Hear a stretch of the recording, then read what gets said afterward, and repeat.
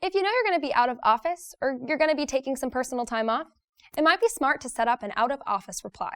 An out-of-office reply will automatically send an email to someone, to anybody who emails you inside and outside of your organization to let them know that you might be on vacation, you might be, taking the weekend. And that way they know who to contact, etc. And it all gets triggered based on your Outlook calendar, as we kind of talked about before. So to create an out-of-office message, what you're going to do is we're going to head up to the File tab. Inside of the File tab, under Info, you're going to see that we have the automatic replies or out of office. So we're going to click on that, and it's going to open a little separate window. Currently, I have checked off Do Not Send Automatic Replies because I'm in office and able to answer my emails, but we're going to go to Send Automatic Replies. Now, you can have it right now, it's set to always send them out right now, but you also have the option to send during a specific time range. So let's say we'll check that off, and let's say that we're going to be out of office next week from, say, starting on Tuesday the 22nd or Monday the 22nd, and we'll say we're going into Wednesday the 3rd. And then you can pick your start time, so if you're taking a half day or a full day, you can pick from there. So we'll say we'll have it start at noon, and it's going to go until 5 on that Wednesday. So now there's two different ones. We have inside your organization. So this is for anybody who emails with an @aeromar.com email address or whatever your email company domain is. So that's inside of your organization.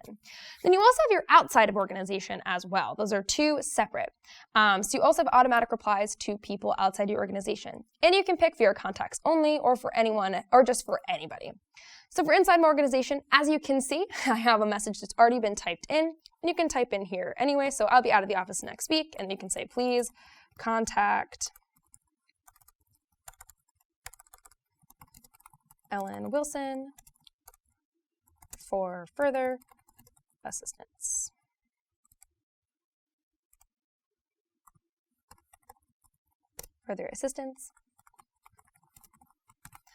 And you can, pick your font size, font type, bold, italicized, underline, even add some fun color if you want in there. But then you can put your message there. And so you also can type in something for here, but I'm actually just going to copy and paste the same message into there. And when you're all ready for your out of offices to be set, you just hit OK. And now your out-of-office replies are set up, so they'll automatically start sending when that PTO starts. And they'll take and create out-of-office replies in Outlook. We hope this video helped.